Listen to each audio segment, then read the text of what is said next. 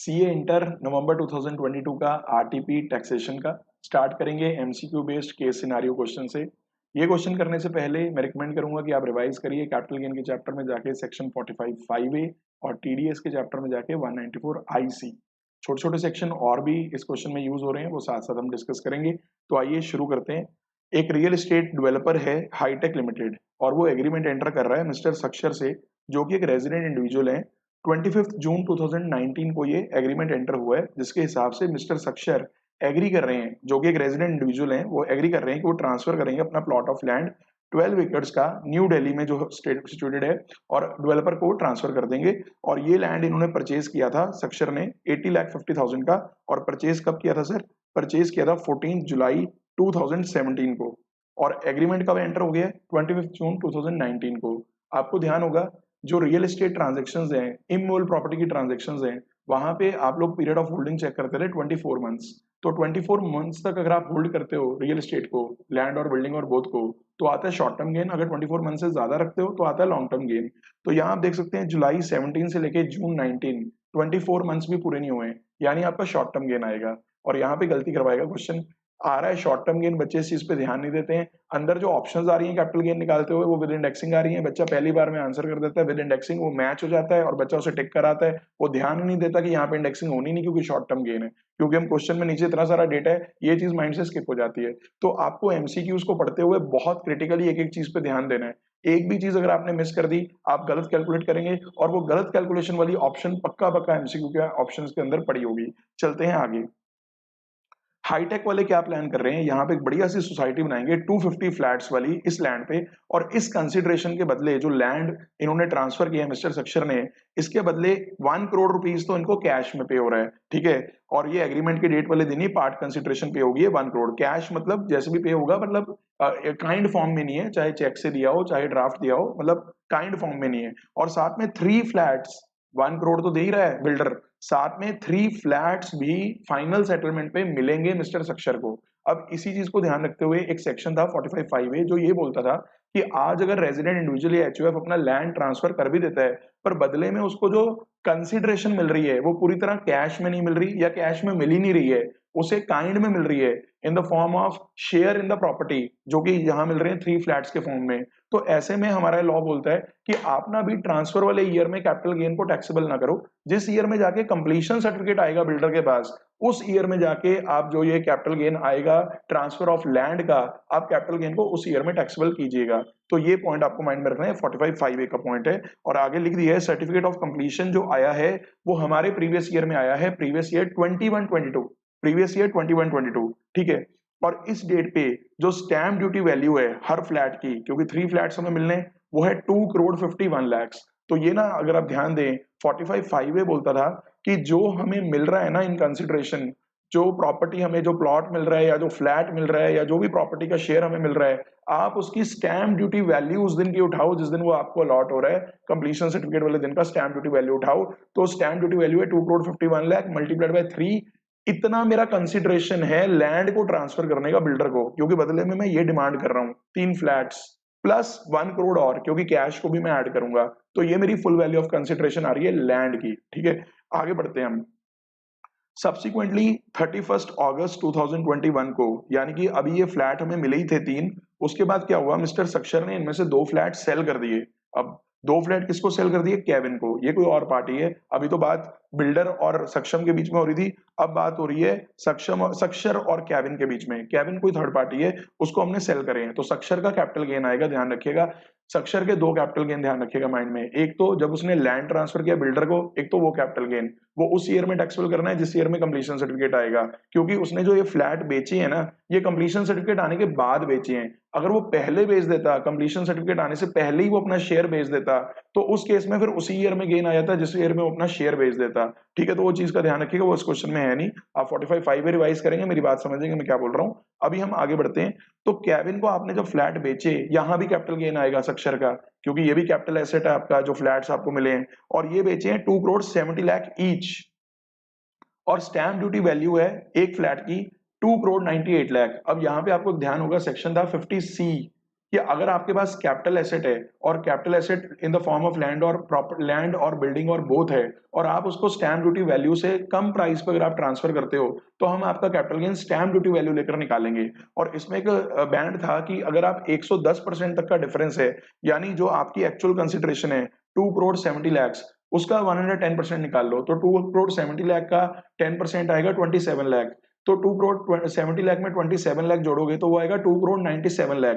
पर आपकी stamp duty value तो 2 करोड़ 97 लाख से भी क्रॉस कर रही है, यानी 2 करोड़ 98 लाख है तो 2 करोड़ 97 लाख से भी क्रॉस कर रही है। तो आपका आंसर जो गेन का निकलेगा 50C लगाकर वो 2 करोड़ 98 लाख से निकलेगा, स्टैम्प ड्यूटी वैल्यू से निकलेगा, ठीक है, ना कि एक्चुअल कंसिडरेशन से निकलेगा। आपका कैपिटल गेन निकलेगा 2 करोड़ 98 लाख की फुल वैल्यू ऑफ कंसिडरेशन लेके। सर एक पॉइंट वो भी तो था जहां पे आपने ये बताया था कि फाइनेंस एक्ट 21 में अमेंडमेंट आई है कि 110% नहीं 120% तक आप देखोगे वहां पे जो प्राइस बैंड था। देखो वो वाली कंडीशंस यहाँ पूरी नहीं हो रही। एक तो वहां पे फर्स्ट अलॉटमेंट होनी चाहिए थी, यहाँ तो पहले रियल एस्टेट डीलर ने अलॉट कर दिया है मिस्टर सक्षर को, सक्षर आगे सेल कर रहे हैं फ्लैट, तो ये फर्स्ट टाइम अलॉटमेंट नहीं है। दूसरा जो पीरियड था ना वो पीरियड 30 जून 2021 तक का पीरियड था। यहाँ जो है ना वो 10 अगस्त 2021, यानी वो पीरियड से भी बाहर अलॉटमेंट वगैरह हो रही है। और एक वहां पे ना 2 करोड़ वाली भी कंडीशन थी कि 2 करोड़ से ज्यादा का स्टैम्प ड्यूटी वैल्यू नहीं होना चाहिए, यहाँ स्टैम्प ड्यूटी वैल्यू भी 2 करोड़ से ज्यादा का है, यानी 120% वाला पॉइंट आप यहाँ पे नहीं सोचेंगे, ठीक है। और वैसे भी ये बिल्डर नहीं ट्रांसफर कर रहा फ्लैट, अब तो फ्लैट सक्षर ट्रांसफर कर रहा है। वो पॉइंट तब लगता था जब बिल्डर फर्स्ट टाइम अलॉट कर रहा है हमारे किसी न किसी फ्लैट ओनर को।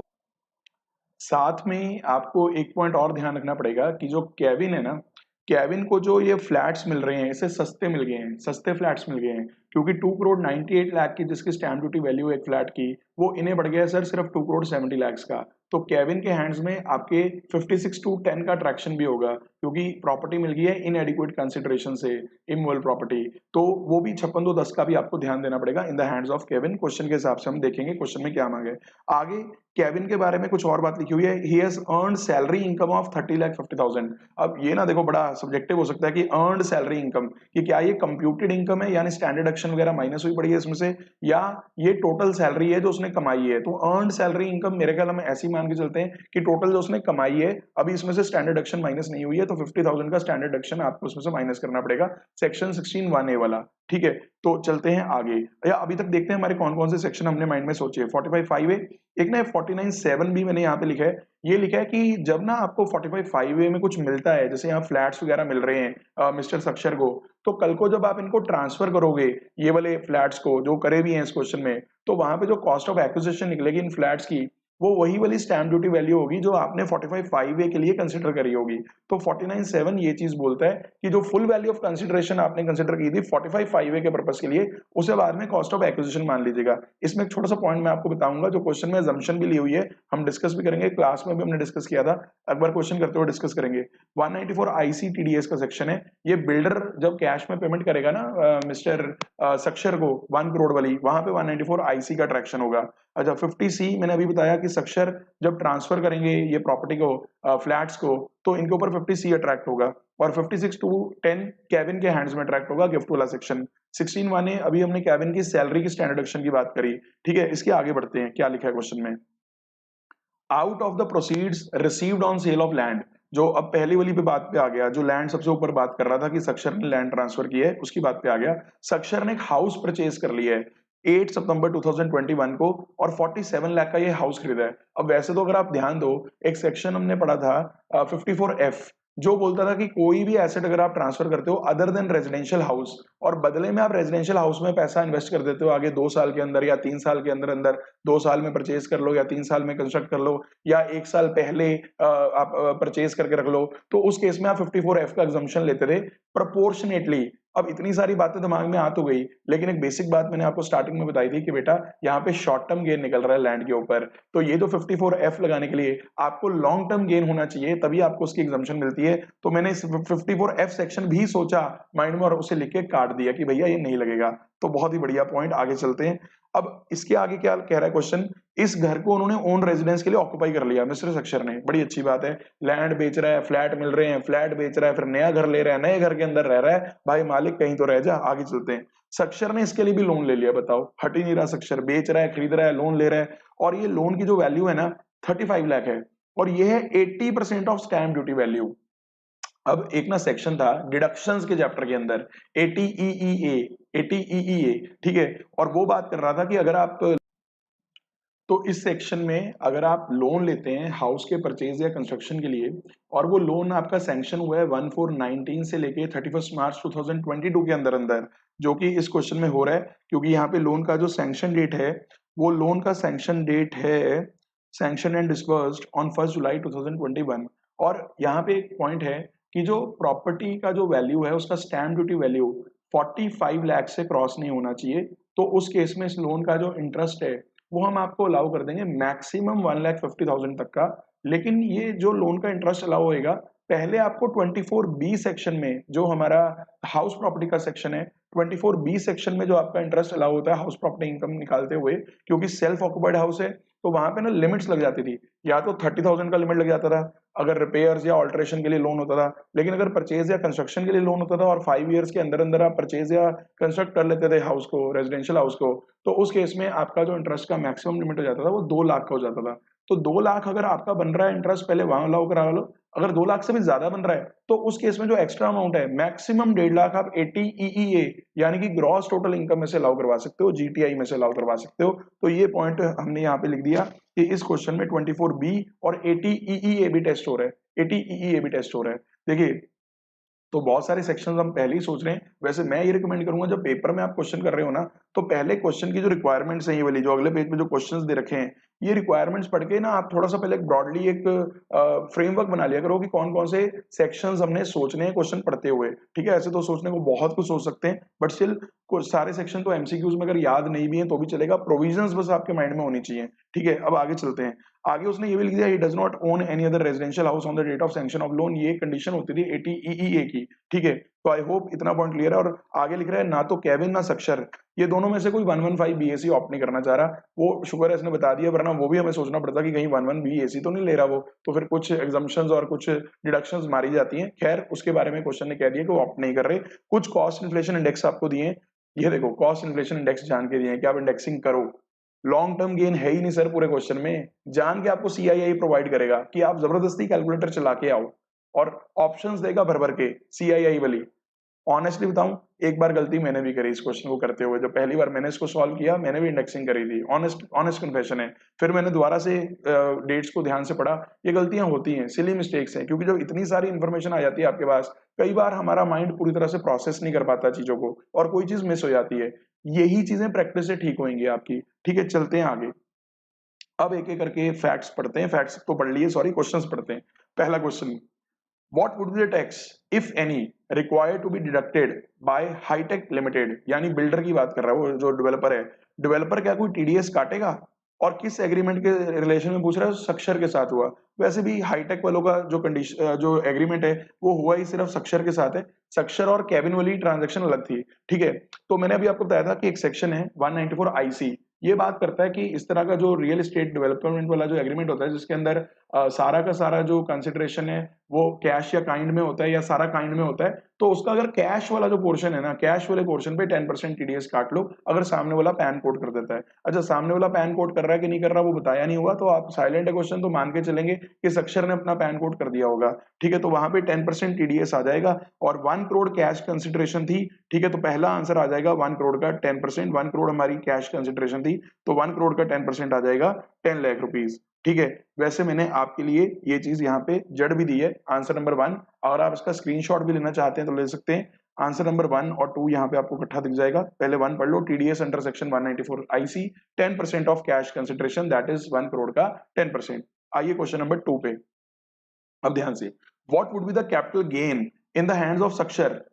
अभी सक्षर के 2 कैपिटल गेन निकलने हैं, क्वेश्चन पढ़ते हुए ध्यान दिया है। एक हमारा वो कैपिटल गेन जो रियल एस्टेट डेवलपर के साथ हमारी ट्रांजैक्शन हुई है हाईटेक के साथ, और एक जो केविन को हमने अपने 2 फ्लैट सेल करे हैं। अब क्वेश्चन ने क्लियरली मेंशन करा है इन रिस्पेक्ट ऑफ एग्रीमेंट। अब कई बार यहां भी गलतियां हो जाती हैं, बच्चा दोनों गेन्स निकाल लेता है, वो वाला भी जोड़ के देख लेता है। अरे भैया, इन रिस्पेक्ट ऑफ, क्वेश्चन ध्यान से पढ़ो, सिर्फ हाईटेक वाले का पूछ रहा है, और ये भी पूछ रहा है किस ईयर में टैक्सेबल होगा, ये किस ईयर में टैक्सेबल होगा। अब देखो 4 ऑप्शन है, 4 में से 3 ऑप्शन ये कह रही है कि 21-22 में ये टैक्सेबल होगा, क्योंकि 21-22 में कंप्लीशन सर्टिफिकेट आया था। सिर्फ एक ऑप्शन कह रही है कि ये 1920 में टैक्सेबल हो जाएगा। 1920 में आपने एग्रीमेंट किया था ट्रांसफर करने का, तो ये ऑप्शन तो गलत हो गया सर। 1920 में तो ये टैक्सेबल नहीं हो सकता, क्योंकि कंप्लीशन सर्टिफिकेट से पहले कैसे टैक्सेबल कर दोगे? हमने कौन सा वो शेयर बेचा है, हमने कौन सा वो फ्लैट्स बेचे हैं पहले, तो इसलिए डी ऑप्शन गलत है।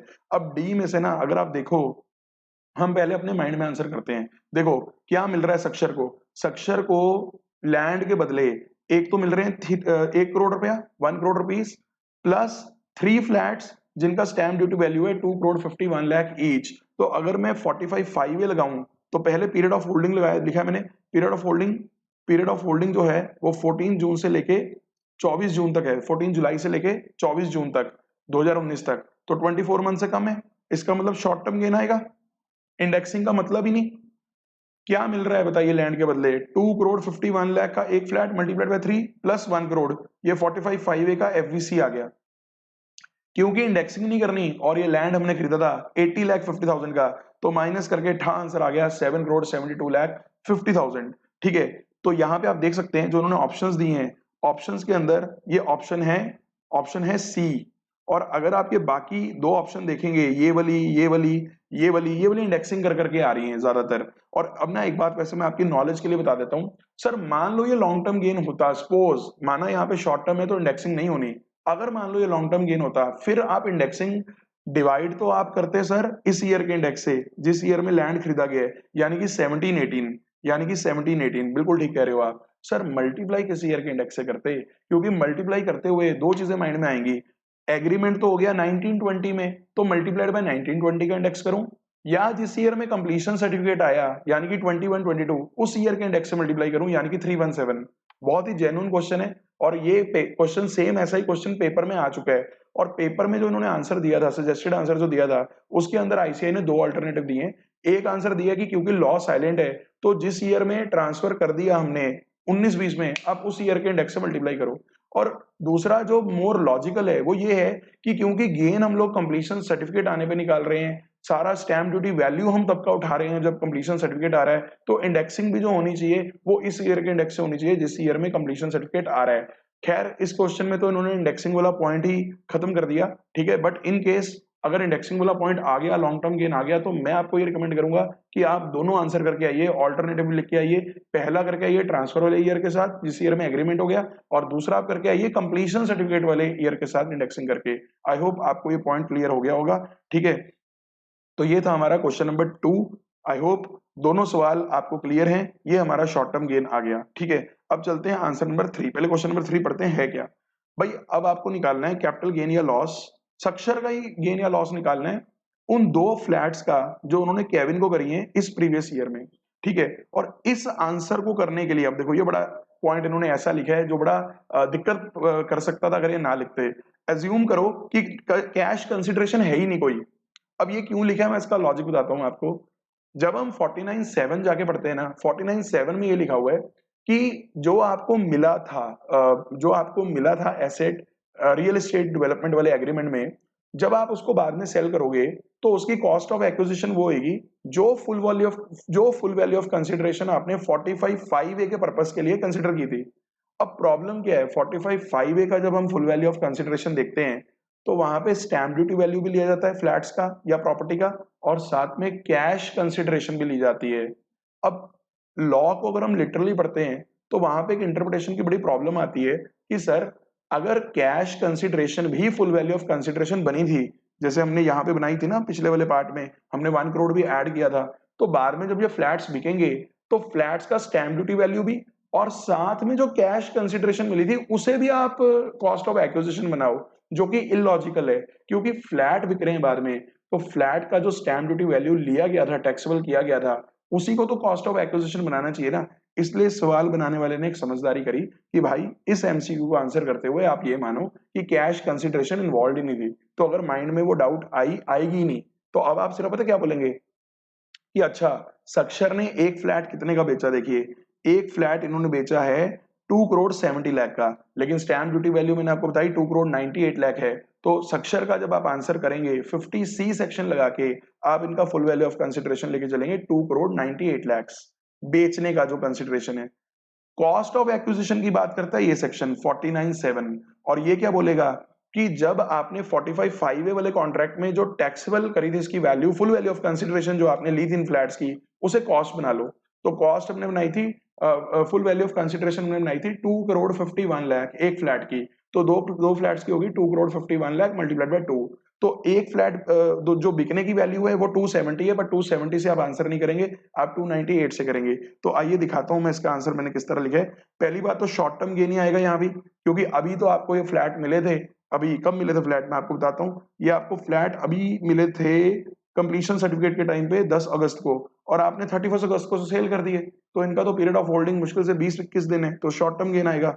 अब शॉर्ट टर्म गेन निकालते हुए 50C सेक्शन लगा दिया, 2,98,00,000 यानी कि स्टैंप ड्यूटी वैल्यू से आंसर किया, क्योंकि स्टैंप ड्यूटी वैल्यू 110% से क्रॉस कर रही है 2,70,00,000 के, जो 2,98,00,000 आएगा, और माइनस कर दी इसकी कॉस्ट ऑफ एक्विजिशन जो हमें पड़ी है मिस्टर सक्सेर को, यानी कि 2,51,00,000 इंटू 2 कैश कंसिडरेशन तो उसने इग्नोर ही करवा दी, तो सीधा फ्लैट की स्टैंप ड्यूटी वैल्यू से आंसर कर दिया।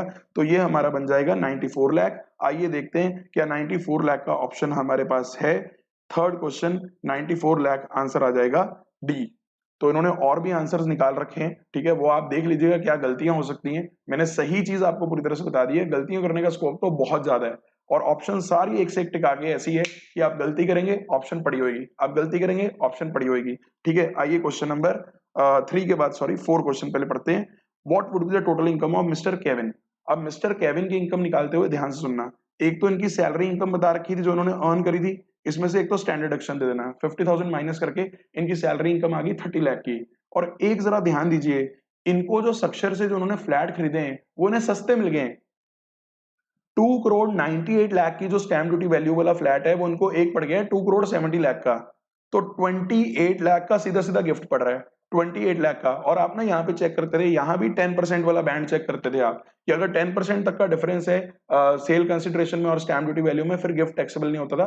पर यहाँ पे 10% से ज्यादा है तो गिफ्ट टैक्सेबल हो जाएगा, और 50,000 से तो क्रॉस कर ही रहा है, ठीक है, लाखों में फिगरें जा रही हैं। तो 28 लाख एक फ्लैट का गिफ्ट है, और इनएडिक्वेट कंसिडरेशन में मिला हुआ फ्लैट, आप इसको 2 से मल्टीप्लाई कर देंगे, 56 लाख आपकी फ्लैट की गिफ्ट की वैल्यू आ गई, और 30 लाख का आपका सैलरी इनकम है 50,000 माइनस करके, तो ये आपका 56 लाख प्लस जो हमारा 30 लाख आ रहा है, ठीक है, तो इस हिसाब से हमारा आंसर आएगा 86 लाख। तो ये हमने लिख दिया, जरा गौर कीजिएगा, 30 lakh 50,000 minus 50,000 standard deduction minus करके, और 56,210 लगा दिया केविन के हैंड्स में, रेसिपिएंट के हैंड्स में, गिफ्ट की टैक्सेबिलिटी कर दी। और गिफ्ट की टैक्सेबिलिटी कैसे करी, 2,98,00,000 माइनस 2,70,00,000 मल्टीप्लाइड बाय 2, क्योंकि नंबर ऑफ फ्लैट्स 2 हैं। तो ये आंसर आ गया टोटल इनकम ऑफ केविन का, ये आंसर आ जाएगा 30 लाख प्लस 56 लाख, ये आ जाएगा आपका 86 लाख। तो 86 lakh should be the right answer. ठीक है, ये है हमारा सी पार्ट। ये आंसर देखो बिना स्टैंडर्ड डिडक्शन के निकाला हुआ है, ये कल सैलरी का स्टैंडर्ड डिडक्शन निकाल के करा हुआ है, और ये वाला करा हुआ है बिना स्टैंडर्ड डिडक्शन के पर गिफ्ट को लेकर। तो ये गलत हो सकता था बच्चों का, जो बच्चे ये मान लेते हैं कि जो आंसर दिया हुआ है सैलरी का, जो क्वेश्चन में सैलरी लिखी हुई है वो आफ्टर स्टैंडर्ड डिडक्शन है, उनका ये आंसर गलत हो जाता। ठीक है, तो क्वेश्चन नंबर 5 ये एमसीक्यू केस स्टडी का लास्ट क्वेश्चन इस केस स्टडी का पढ़ते हैं। What would be the total deduction available under the relevant provisions of income tax act. जब वो टोटल डिडक्शन पूरे एक्ट की पूछ रहा है तो भाई 24B का भी डिडक्शन आ सकता है इंटरेस्ट का, ठीक है, क्योंकि इंटरेस्ट ऑन लोन का डिडक्शन पूछ रहा है, और साथ में ही 80EE का भी आ सकता है। ठीक है, तो इसका भी मैंने कैलकुलेशन बनाया है, जरा ध्यान दीजिएगा। पहले मैंने लिख दिया भाई कि इंटरेस्ट ऑन लोन बनता कितना है, तो इंटरेस्ट ऑन लोन बनता है सर 35 लाख का लोन है, 12% रेट है, और 9/12 क्यों करा है आप क्वेश्चन पढ़ सकते हैं। जुलाई में ये लोन लिया गया है, जुलाई में ये लोन डिस्बर्स हुआ है, तो आप देखिए 1 जुलाई को ये लोन आपको डिस्बर्स हुआ है, तो 9 महीने का इंटरेस्ट आ गया 3,15,000। अब सवाल है क्या पूरा 3,15,000 अलाउ हो जाएगा, देखते हैं। तो मैक्सिमम 2 लाख तो आपका अलाउ हो जाएगा 24B में, क्योंकि आपने 2 लाख वाली कंडीशंस पूरी कर ली हैं, 5 साल के अंदर अंदर आपने घर परचेज या कंस्ट्रक्ट कर लिया है। ठीक है, और राइट साइड पे जो बैलेंस बच गया वो रह गया 1,15,000। उसके लिए मैं चेक कर रहा हूँ सेक्शन 80EE में मैक्सिमम 1.5 लाख का आप डिडक्शन ले सकते हैं, और एक्स्ट्रा जो 24B के ओवर एंड अबव है, तो वो कंडीशन तो पूरी होगी सर, 1.5 लाख के अंदर ही हो आप, 1,15,000 का बैलेंस बचा है। पर 80 की सेक्शन की कंडीशंस क्या थी कि जो स्टैंप ड्यूटी वैल्यू है हाउस की वो 45 लाख तक की होनी चाहिए। अब उसके लिए देखो क्वेश्चन ने क्या गेम खेली थी, आपको बोला था कि जो लोन है ना वो 35 लाख है और वो 80% ऑफ स्टैंप ड्यूटी वैल्यू है। देखो क्वेश्चन ने कितना तंग करने के लिए ना आपको जानबूझ के कंसीडरेशन ना स्टैंप ड्यूटी वैल्यू से भी ऊपर दे दी इस बार, कि आप कहीं ये कंफ्यूज हो जाओ, अच्छा ये घर तो 47 लाख का है और 45 लाख से क्रॉस कर गया, यानी यहाँ पे तो फिर वो 80 ईईए वाला पॉइंट। पहले तो देखो इस चीज की प्रोबेबिलिटी कितनी है ये नहीं पता कि वहां पे आपको 45 लाख का लिमिट याद भी होगा कि नहीं होगा। तो कई बार ना कुछ चीजें ना याद होना भी फायदा कर जाती हैं। ठीक है, तो स्टैंप ड्यूटी वैल्यू 45 लाख वाला अगर नहीं भी याद और आप डिडक्शन दे आते हो तो अच्छी बात है। ठीक है, बट याद हो तो बढ़िया है, क्योंकि 47 लाख आपकी एक्चुअल कंसिडरेशन है, हमें चेक करनी है stamp duty value. Stamp duty value तो 35 लाख जो है 80% है स्टैंप ड्यूटी वैल्यू का, तो उसे डिवाइड कर दो 80% से, आपकी स्टैंप ड्यूटी वैल्यू निकल आएगी सर 43.75 लाख, जो कि अप टू 45 लाख है। तो आपकी ये कंडीशन पूरी हो गई है और लोन भी आपको उस पीरियड के अंदर सैंक्शन हो गया है जिस पीरियड के अंदर आपको डिडक्शन लेने के लिए सैंक्शन होना चाहिए था। तो मुबारक हो जी, आप 1,15,000 की डिडक्शन यहाँ भी ले सकते हो, यानी पूरे का पूरा आपका 3,15,000 अलाउ हो जाएगा। आओ देखते हैं कौन सी ऑप्शन में 3,15,000 रुपए का डिडक्शन दिया हुआ है, वो है ऑप्शन नंबर बी। उम्मीद है ये केस स्टडी वाला क्वेश्चन आपको बहुत अच्छे से क्लियर हुआ होगा। केस स्टडी के सारे क्वेश्चंस को आपको बहुत क्रिटिकली पढ़ना होगा, टाइम देके आपको इन्हें लिख के सॉल्व करना पड़ेगा, जैसे मैंने यहाँ पे अभी लिख के दिखाया है ना। चाहे माना ओरली आप कर लेते हो या कैलकुलेटर पे कर लेते हो, लेकिन थोड़ा सा अगर आप रिटर्न कर लोगे थोड़ी क्लैरिटी ज्यादा रहेगी। उम्मीद है कि आपके लिए वीडियो हेल्पफुल रही होगी। आइए अगला क्वेश्चन करते हैं, question number 6। Mister Raj aged and 65 years, यानी कि सीनियर सिटीजन है और सैलरीड पर्सन है। इन्होंने लाइफ इंश्योरेंस पॉलिसी ले रखी है मेजर सन के नाम पे, और ये पॉलिसी ली है 1/4/2012 के बाद, उस दिन या उसके बाद।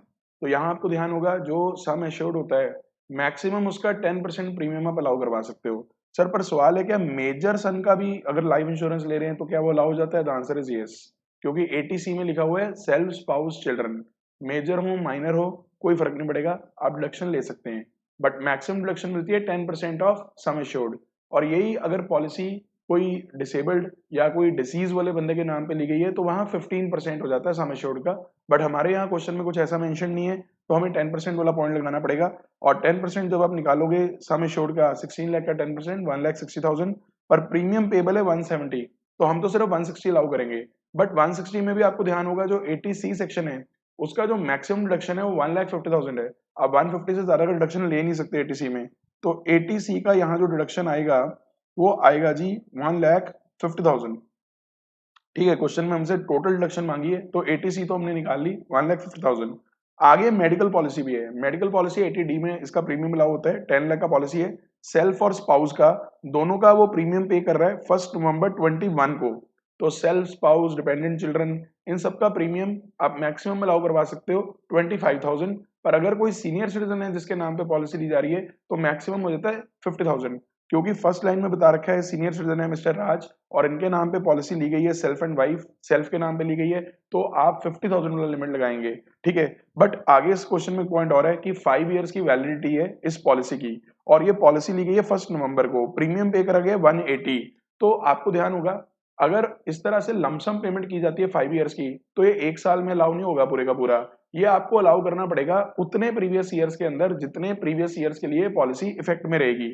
ठीक है, अब यहाँ पे 80D जब बच्चे कैलकुलेट करते हैं तो छोटी सी गलती कर देते हैं, 1,80,000 को बच्चे कर देते हैं 5 ईयर से डिवाइड, क्योंकि 5 ईयर्स की वैलिडिटी है। बट यहाँ आपको एक पॉइंट ध्यान देना है, जो पॉलिसी नवंबर 21 में ली गई है, ठीक है 1 नवंबर 21 में जो ली गई है, ये पॉलिसी चलेगी 31 अक्टूबर 2026 तक, क्योंकि 5 इयर्स आपके यहाँ खत्म होंगे।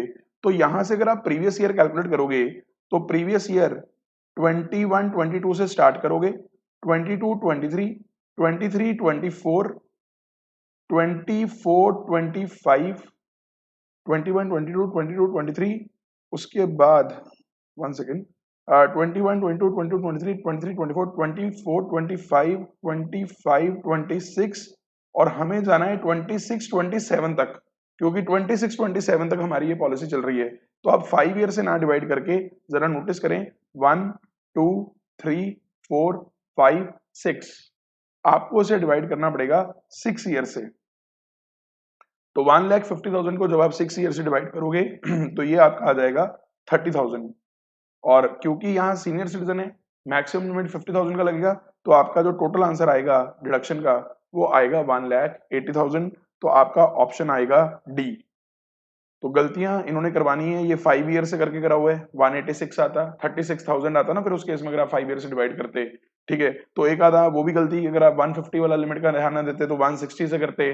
तो अलग अलग ऑप्शन इस तरह की बनाते हैं ताकि वो गलत आप निकालो और एकदम से आप टिक कर दो और आप सेकंड थॉट ही ना दो कि मेरा तो जी पहली बार में ही आंसर आ गया था, मजा ही आ गया था। पर मजा उनको आ गया क्योंकि वो गलत हो गए, ठीक है। क्वेश्चन नंबर 7 पे आइएगा। आइए क्वेश्चन नंबर 7 ट्राई करते हैं। मिस्टर करण अपनी एमबीए कंप्लीट करके हटे अप्रैल 21 में, और उन्होंने अप्रैल में खत्म करके ज्वाइन कर ली मई से कंपनी एक। क्वेश्चन की लास्ट लाइन पढ़िए पहले। सैलरी इनकम निकालनी है ये मानते हुए कि वो 115 बीएससी ऑप्ट नहीं कर रहे हैं। तो 115 बीएससी ऑप्ट नहीं कर रहे हैं मतलब सारे उनको बेनिफिट्स मिलेंगे डिडक्शंस और एग्जम्पशंस के, ठीक है। तो फर्स्ट मई से क्योंकि वो ज्वाइन कर रहे हैं हमारे प्रीवियस ईयर में, तो आप कैलकुलेशंस करेंगे 11 मंथ्स की, ठीक है, क्योंकि अप्रैल का महीना आप छोड़ देंगे। तो बेसिक सैलरी उनकी है 2,25,000। तो सबसे पहले बेसिक सैलरी हम लिख देते हैं 2.25 लाख मल्टीप्लाइड बाय 11, और साथ में हम इसको कैलकुलेट कर भी लेते हैं 2,25,000 मल्टीप्लाइड बाय 11, ठीक है। तो ये आएगा जी बेसिक पे हमारे पास आ जाएगी 24,75,000। इसमें जुड़ेगा डीए। डीए फॉर्मिंग पार्ट है, हालांकि उससे कोई फर्क नहीं पड़ता, फॉर्मिंग पार्ट हो ना हो डीए तो फुली टैक्सेबल है।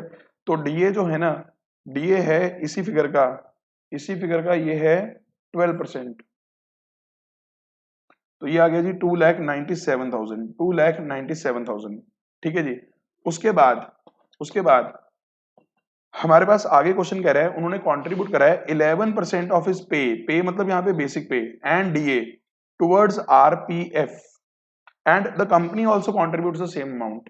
देखिए ऐसा है, जो तो एम्प्लॉय ने कॉन्ट्रीब्यूट करा होगा वो तो अपनी टैक्सेबल सैलरी में से ही करा होगा, तो वो तो आप अलग से जोड़ेंगे नहीं, सैलरी का पार्ट नहीं बनाएंगे, उसकी तो डिडक्शन मिलती है एटीसी में। यहाँ एटीसी का पॉइंट रेलिवेंट नहीं है बिकॉज क्वेश्चन है टोटल इनकम मांगी नहीं है, सैलरी इनकम मांगी है। तो एम्प्लॉयज कॉन्ट्रीब्यूशन तो भी छोड़ दो, लेकिन जो एम्प्लॉयर्स कॉन्ट्रीब्यूशन है वो आपको ध्यान होता है 12% ऑफ सैलरी जो होती है ना, 12% of retirement benefit salary, basic plus DA forming part plus commission based on turnover, उससे ऊपर का जो पोर्शन होता है वो आपका टैक्सेबल कर दिया जाता है 12% से ऊपर वाला, ठीक है। तो यहाँ पे तो वैसे 11% है, बट स्टिल मैं यहाँ पे आपको एक बार कैलकुलेट करके दिखा रहा हूँ कि 11% आप इन दो फिगर्स का निकालेंगे तो ये आएगा जी 24,75,000 प्लस 2,97,000 और इसका हम निकालेंगे 11%। तो ये आया जी एम्प्लॉयर कॉन्ट्रीब्यूशन आ गया 3,04,920 और क्योंकि ये 12% से कम है तो पूरे का पूरा एम्प्लॉयर कॉन्ट्रीब्यूशन हो जाएगा एग्जम्प्ट, पूरे का पूरा एग्जम्प्ट हो जाएगा, तो टैक्सेबल आएगा निल। बट ये फिगर निकालने का हमें फायदा क्या हुआ वो सुनिएगा। क्वेश्चन में ना आगे एक लाइन लिखी है company also contribute the same amount और he also contribute the same amount, यानी ये अमाउंट दोनों कॉन्ट्रीब्यूट कर रहे हैं।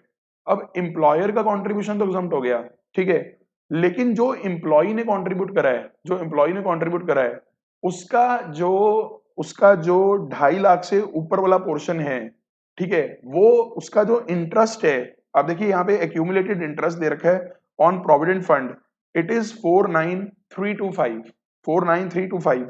तो जो ये इंटरेस्ट है ना, इंटरेस्ट में जो 2.5 लाख से ऊपर वाले पोर्शन का इंटरेस्ट है वो इंटरेस्ट कर दिया जाता है टैक्सेबल सैलरीज में। ये अमेंडमेंट आई थी फाइनेंस एक्ट 21 में, अमेंडमेंट आई थी, तो इंपॉर्टेंट पॉइंट टेस्ट करा हुआ है ये, ठीक है। तो इसके लिए ना हमें कैलकुलेशन बनानी पड़ेगी, ये कैलकुलेशन हम बना देते हैं साइड पे। तो ऐसा है, जो ये 49325 का जो इंटरेस्ट है ये टोटल एक्यूमुलेटेड इंटरेस्ट है प्रोविडेंट फंड के बैलेंस पे। तो आप सोचिए प्रोविडेंट फंड का बैलेंस कितना होगा, ये जो फिगर है 304,920 मल्टीप्लाइड बाय 2 अगर मैं इसे कर दूं तो दोनों का कंट्रीब्यूशन आ जाएगा, यानी कि टोटल 6,09,840 के ऊपर ये हमारा इंटरेस्ट लगा हुआ है, ठीक है। तो अब अगर हम पूछें कि एम्प्लॉय ने जो 2.5 लाख कंट्रीब्यूट करा है उससे ऊपर का पोर्शन कितना है जिसपे वो इंटरेस्ट जो उसे मिल रहा है वो टैक्सेबल होगा। और एक पॉइंट और ध्यान रखना, अगर एम्प्लॉयर का कंट्रीब्यूशन 7.5 लाख से क्रॉस कर रहा होता फिर वो वाला पॉइंट भी एक्टिवेट हो जाता है कि 7.5 लाख से ऊपर वाला जो पोर्शन है वो भी सैलरी का पार्ट बनता है। खैर यहाँ तो 7.5 लाख से क्रॉस नहीं कर रहा, ठीक है। तो ये इंटरेस्ट आपका बन जाएगा कितने पोर्शन पे आप निकालेंगे, 304,920, ये एम्प्लॉय की कॉन्ट्रीब्यूशन है, माइनस 2.5 लाख, तो 54,920 पे, 54,920 पे, तो ये हमारे पास जो फिगर आएगी ये आएगी 49325 डिवाइडेड बाय 609,840 मल्टीप्लाइड बाय 54920, तो इतना पोर्शन इंटरेस्ट का, दैट इज इंटरेस्ट की अगर मैं बात करूं, इंटरेस्ट ऑन एम्प्लॉइज कॉन्ट्रीब्यूशन, ये फिगर बनी 444,442, इतना पोर्शन भी आपकी सैलरी में जोड़ दिया जाएगा और ये फिगर आएगी ग्रॉस सैलरी। ग्रॉस सैलरी में से आप स्टैंडर्ड एक्शन भी माइनस करेंगे, ठीक है, क्योंकि 115 बीएससी तो वो ऑप्ट नहीं कर रहा है, तो स्टैंडर्ड एक्शन भी मिलेगी, ठीक है। तो आइए एक बार देखते हैं, 24,75,000 plus 2,97,000 plus 442 minus 50,000 standard action, तो ये आंसर आना चाहिए 2,726,442, 2,726,442। तो ये बहुत ही प्यारा पॉइंट ये वाला टेस्ट करा हुआ है आरटीपी ने कि क्या आप ये जानते हैं कि 2.5 लाख से ऊपर वाला जो पोर्शन है उस पे जो इंटरेस्ट एट्रीब्यूटेबल है एम्प्लॉइज कॉन्ट्रीब्यूशन का, वो भी आपकी सैलरी का पार्ट है। तो अच्छा क्वेश्चन है, उम्मीद है कि आपको क्लियर हो गया होगा। अगले क्वेश्चन की तरफ बढ़ते हैं, क्वेश्चन नंबर 8। पहले लास्ट लाइन पढ़िए क्वेश्चन की, आपको ये बताना है what would be the amount of TDS जो कंपनी डिडक्ट करेगी सैलरी से मिसेस काजल के, अगर उन्होंने इंटीमेट कर रखा है कि वो 115 बीएससी के लिए ऑप्ट कर रहे हैं। यानी पहले सैलरी में क्या करते हैं, पहले आप सैलरी कैलकुलेट कर लेते हैं 115 बीएससी के हिसाब से, आप उनकी सैलरी कैलकुलेट करके जो भी उनका टीडीएस जो भी टैक्स बनेगा उस ये प्रोविजंस लगाकर उतना टीडीएस कंपनी काट लेगी, ठीक है, एस्टिमेटेड टैक्स लायबिलिटी निकाल के। तो आइए पहले क्वेश्चन पढ़ते हैं। Mrs Kajal, the GM of gold limited was paid a salary of 4,50,000 per month, ठीक है जी। The above salary includes non-monetary perquisites of rupees 50,000 per month। अच्छा, आपको ध्यान होगा जो ये नॉन मॉनिटरी परक्विजिट्स होते हैं ना सर, इस पे जो यहाँ क्वेश्चन में लिखा है as per terms of employment tax on non monetary perquisites is to be borne by the company. तो ये जो कंपनी बियर करेगी ना नॉन मॉनिटरी परक्विजिट्स का टैक्स, ये जो टैक्स है ये एम्प्लॉय के लिए टैक्स फ्री होता है। यानी नॉर्मली तो इनकम टैक्स जो एम्प्लॉयर पे करता है एम्प्लॉय के बिहाफ पे, वो एम्प्लॉय की सैलरी में जोड़ दिया जाता है। बट अगर वो जो टैक्स है, अगर वो इनकम टैक्स है नॉन मॉनिटरी परक्विजिट से रिलेटेड, तो वो टैक्स एम्प्लॉय के लिए एग्जम्प्ट होता है सेक्शन नंबर 1010 सीसी में। और ध्यान रखिएगा, अगर एम्प्लॉयर उसे पे करने के लिए एग्री हुआ है, वो एम्प्लॉय के टीडीएस के फॉर्म में नहीं कटेगा, वो अलग से जो टैक्स बनेगा उसका, वो टैक्स एम्प्लॉयर अपनी जेब से पे कर देगा, आपका टैक्स डिडक्टेड एट सोर्स का वैल्यू में नहीं आएगा वो। यानी टीडीएस में सिर्फ वो वाला टैक्स काटेगा एम्प्लॉयर जो इन इन नॉन मॉनेटरी परक्विजिट्स पे जो टैक्स बनता है उसको हटाकर जो बाकी का टैक्स बनेगा उस पे सिर्फ टीडीएस काटेगा एम्प्लॉयर। तो जब मैं कैलकुलेट करूंगा आपको समझाऊंगा, चलते हैं आगे। मिसेस काजल का कंट्रीब्यूशन है पीपीएफ में, तो पीपीएफ का कंट्रीब्यूशन तो भूल ही जाओ सर, बिकॉज आप 115 बीएससी ऑप्ट कर रहे हैं तो ये तो कंट्रीब्यूशन मिलेगा ही नहीं आपको, डिडक्शन नहीं मिलेगा। सिर्फ 80 CCD2 और 80 JJAA, सिर्फ ये वाली डिडक्शंस आप क्लेम कर सकते थे अगर आप 115 बीएससी ऑप्ट करते हैं। What would be the amount of tax to be deducted by Gold Limited from salary, ठीक है, तो उन्होंने इंटीमेट कर रखा है। तो हम एक काम करते हैं, पहले ना हम इनकी इनकम पे ना टैक्स निकालते हैं कितना बनता है, ठीक है। अब आप कहोगे सर ये जो नॉन मॉनेटरी परक्विजिट्स है 50,000 पर मंथ, इसका टैक्स हम कैसे निकालें, तो मैं आपको बताता हूं। तो पहले आप सैलरी उठा लीजिए 4 लाख की, क्योंकि 50,000 पर मंथ तो इसके अंदर नॉन मॉनेटरी परक्विजिट्स हैं, तो 4 लाख इंटू 12 ये हो गया 480। इसको मैं बेसिक का नाम दे दूं या विदाउट नॉन मॉनेटरी का नाम दे दूं। अब आ जाओ non monetary perquisites, non monetary perquisites में आरएफए वगैरह आता था, rent free accommodation and all, तो ये आ गया 50,000 पर मंथ, ठीक है। तो ये मैंने गलत लिख दिया, 4 लाख इंटू 12 48 लैक्स, 48 लैक्स, और 50,000 इंटू 12 6 लाख, तो ये बन गया 54 लाख, ये 54 लाख बन गया, ठीक है। और कोई तो कैलकुलेशन में कुछ आना ही नहीं है क्योंकि डिडक्शन वगैरह मिलनी नहीं, तो आपको ना क्या करना चाहिए, 54 लाख पे टैक्स निकालना चाहिए 115 बीएससी के हिसाब से, ठीक है। तो अगर मैं 54 लाख पे 115 बीएससी के हिसाब से टैक्स निकालूंगा तो 2.5 लाख तक तो नील आएगा।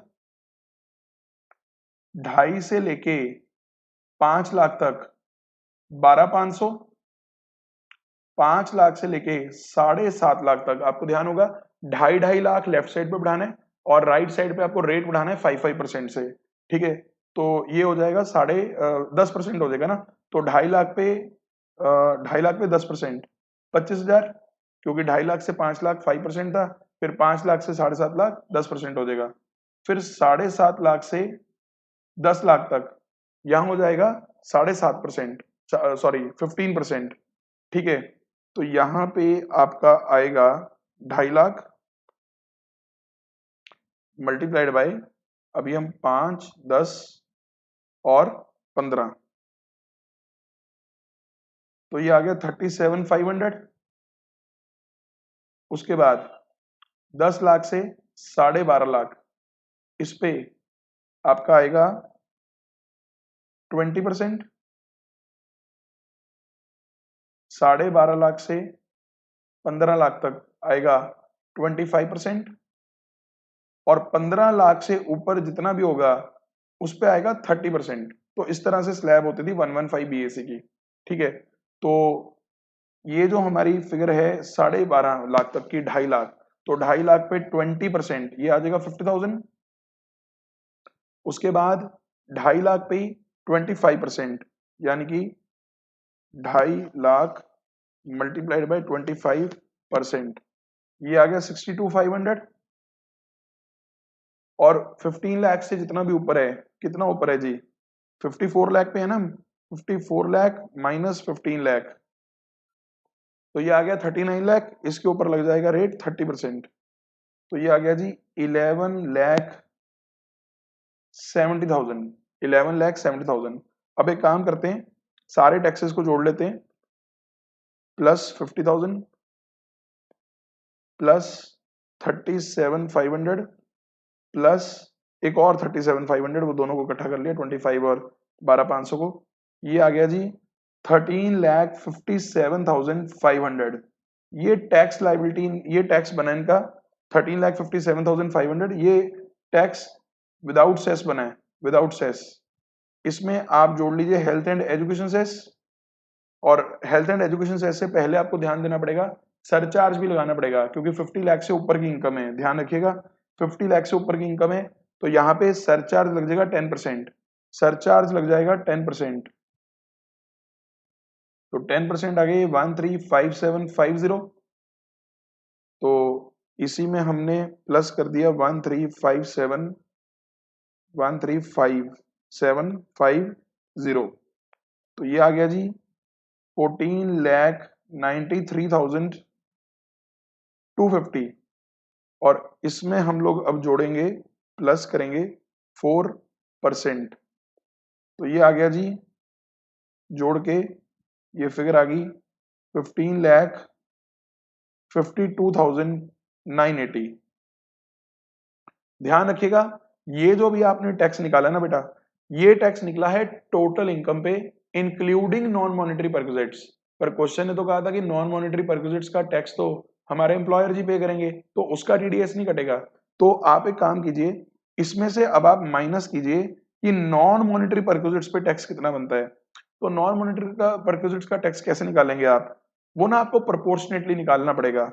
हमें क्या करना पड़ेगा, अगर 54 लाख की इनकम पे, मैं यहां साइड पे लिखता हूं, 15,52,980 का टैक्स बना है 54 लाख की इनकम पे। आई रिपीट, ये जो फिगर अभी हमने कैलकुलेट करी है with surcharge and with cess 15,52,980, ये आपका टैक्स बना है 54 लाख की इनकम पे।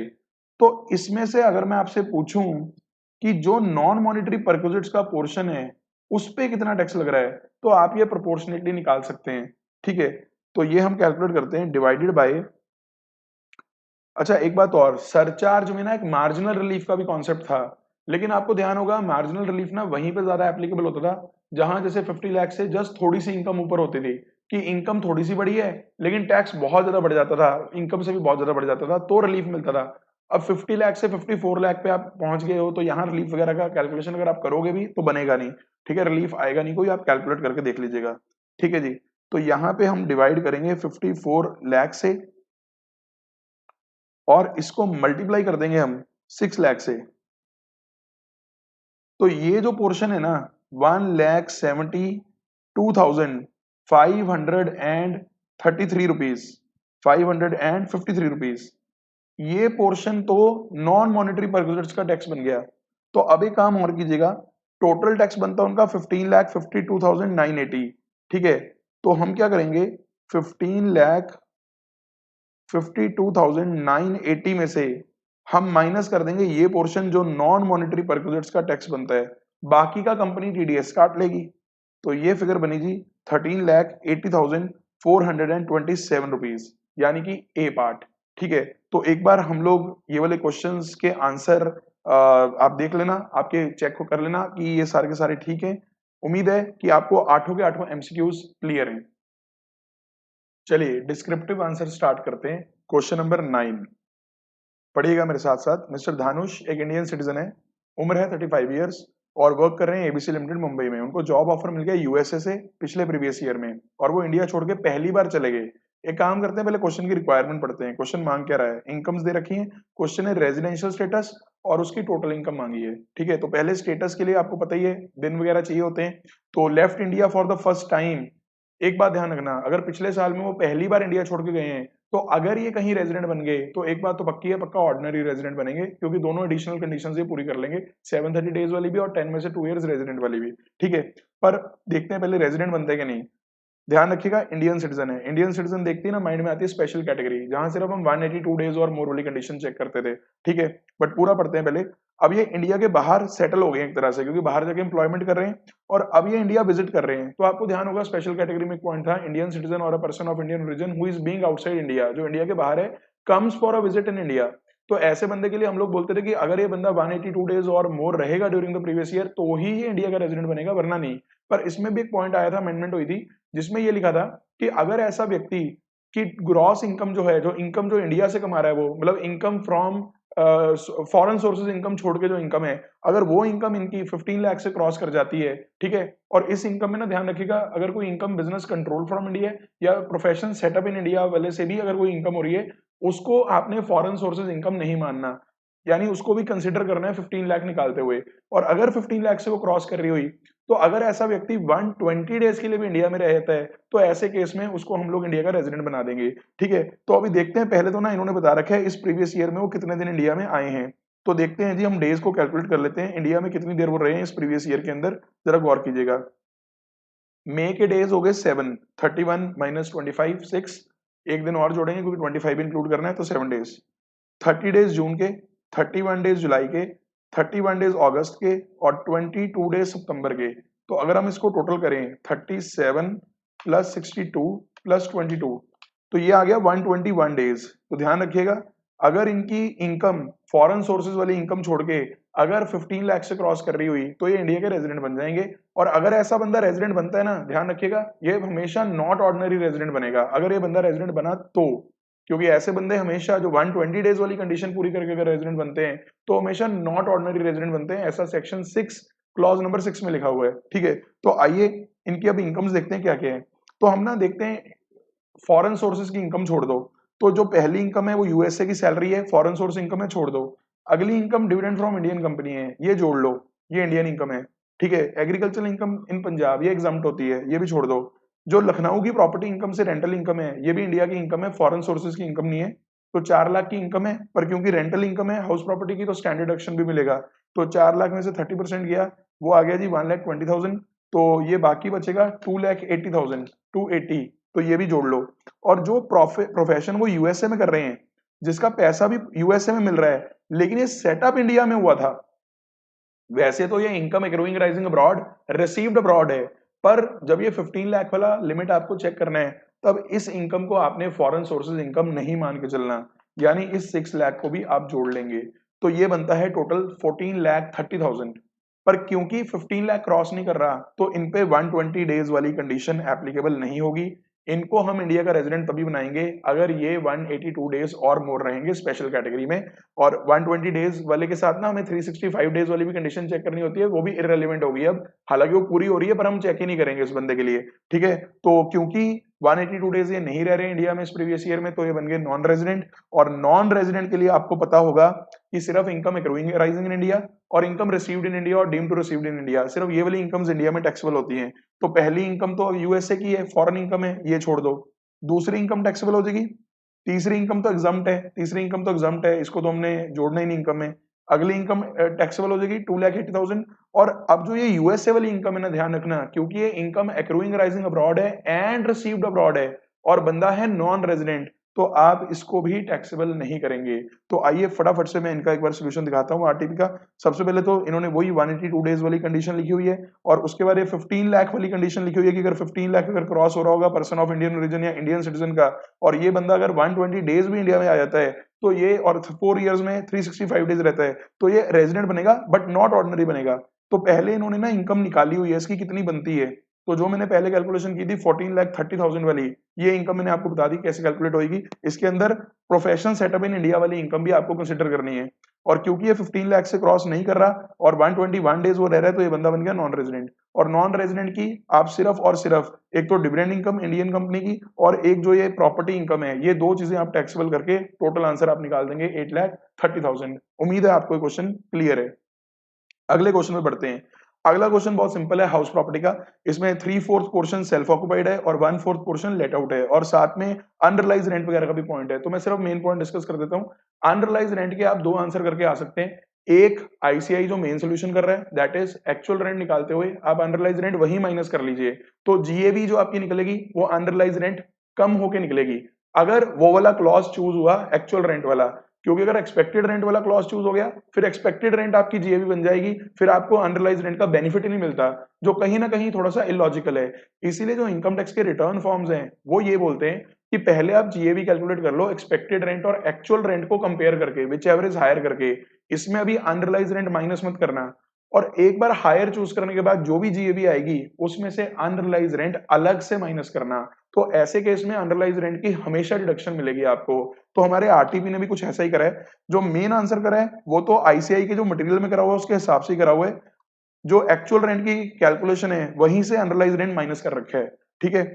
और आगे इन्होंने अगले पेज पे ऑल्टरनेटिव में दिखाया है कि ऑल्टरनेटिवली हम रिटर्न फॉर्म के हिसाब से जीएवी में से भी माइनस कर सकते हैं अलग से अनरिलाइज रेंट। तो आप ये वाला आंसर पढ़ लीजिएगा और कोशिश कीजिएगा कि अगर पेपर में क्वेश्चन आए आप भी दोनों ऑल्टरनेटिव करके दिखा दें। उसके बाद अगला क्वेश्चन, क्वेश्चन नंबर 11, ये बहुत प्यारा क्वेश्चन है और अमेंडमेंट पे बेस्ड है, तो मैं कहूंगा इंपॉर्टेंट रहेगा एग्जाम के लिए, जरा ध्यान दीजिएगा। मिस्टर रमेश एक प्रॉपर्टी डीलर है यानी रियल एस्टेट एजेंट है, और इन्होंने एक इंडिपेंडेंट फ्लोर डेवलप करा है और जिसके अंदर 4 रेजिडेंशियल यूनिट्स हैं, ठीक है। और इन्होंने सेल कर दिया है एक रेजिडेंशियल यूनिट मिस्टर विकास को, जो कि डीलर इन स्पेयर पार्ट्स हैं, ठीक है, और 55 लाख का बेचा है 1 जून को। एग्रीमेंट एंटर हुआ था 1 अप्रैल को।